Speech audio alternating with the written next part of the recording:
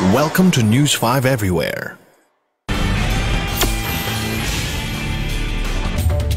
Kapag may perwisyo, kapag may abusano, kapag binalabigyado, nalilibig sa libig sa sumbungan ng bayan ang Trinyo! Ako si Ben Tulfo. Ako si Berwin Tolfo. Ako si David Tolfo. Babawakan na! Lumabas na ang nagre-reklamo. Sex naman ito.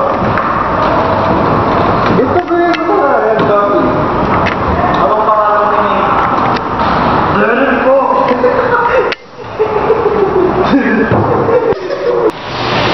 Okay ha. Ikaw na. Natusaw ka ba? Nausaw ka na. Nakakaumay mo kami. Bakit po? Huwag mo kang titigan. Sigurado ko bang tatay mo siya? Sino ba? Lolo po, ano ba? Sino ba lolo mo? Si Senator Enrile nga, di ba? Sorry, Senator. Mag-sorry ka kay Senator. Sorry, Senator. Bakit pala ganun? Sinulit mo lang sinabi mo kanina. Anong nare-reklamo mo ulit? Ano po? Tubig ko. Gusto ko po kasi siyang house arrest. Ibig sabihin, nabalita namin yan di ba? Na-hospital arrest niya. Ba't niya ba siya na-hospital arrest? Kasi nga po, hindi pa nga, di ba? Sinabi na sa balita yun eh. Kaya titri pa naman kayo.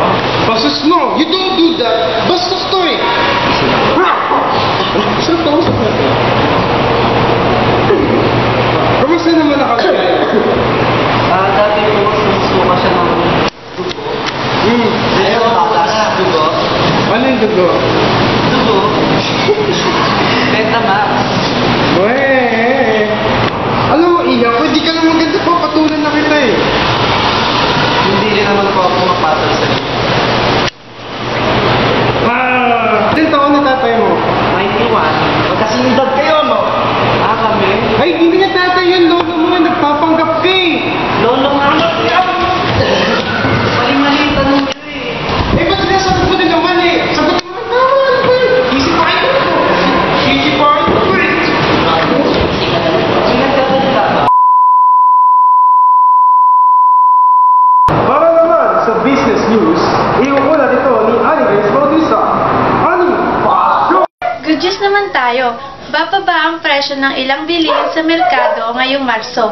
Multa ang posibleng kaharapin ng mga supermarket na lalabag sa suggested retail price ng Department of Trade of Industry. Ani Grace B. Bautista, nagbabalita. Back to you guys. Ito na ang mga nagbabaga balita! Balita! Sa panahon ng Fire Prevention Month, sunod-sunod na sunod ang mga nangyayari sa Metro Manila at sa Bulacan. Delikado talaga sa Pilipinas nila, no? Sunod na yung mga tao eh.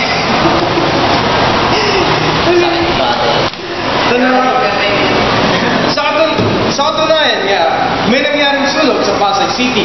Nasunog ang buong residential area. Ako ba tinuturo? Wala akong sinasabing ikaw ang nagsimula ng sunog. Pero, Maaaring daw. maaari. Siya talaga nagsimula. Siya nagsimula eh. Pasado na siya ngayon eh. Pagpapatuloy namin ang balita, isang 7-story commercial building ang nasunog sa Araneta Avenue. Is also perished in fire in Santa Cruz, Marilao, Bulacan.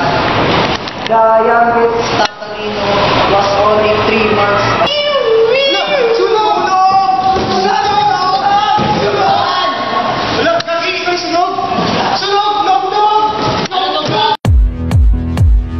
Ito, ang balitang sports ngayon.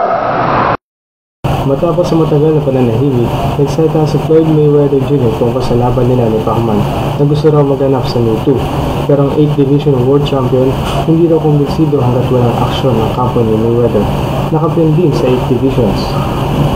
Pero matuloy man ang tinagawang fight sa senturin nila ni Mayweather o hindi, masaya-masaya pa rin naman daw si Pacman sa lahat ng mga pagpapala na tanggap niya ngayong taon. Balitang showbiz naman tayo. Pinagawa nyo, pasok!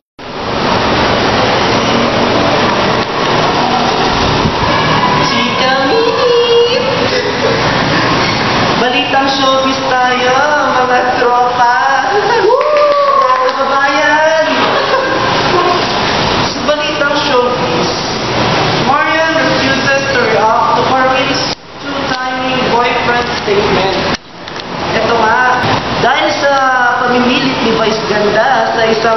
revelasyon ng nakaraang Biyernes, February 27, umamin si Karil na nakakaranas na siya ng insidente.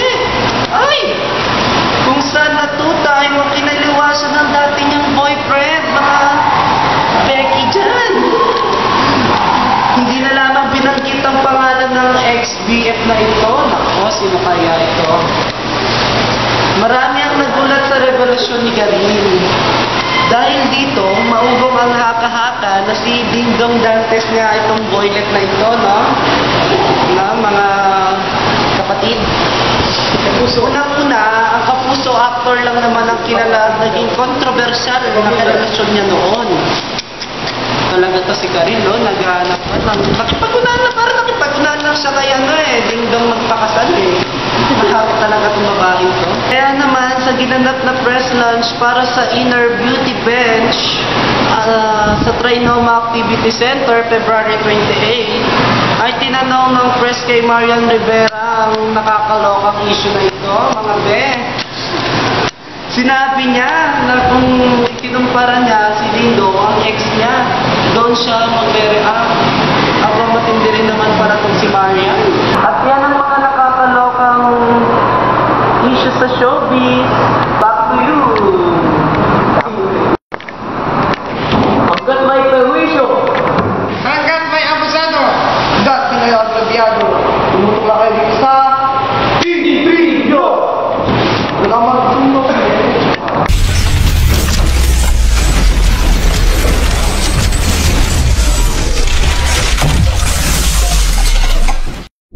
Be sure to come back. News 5 everywhere. Copyright 2013.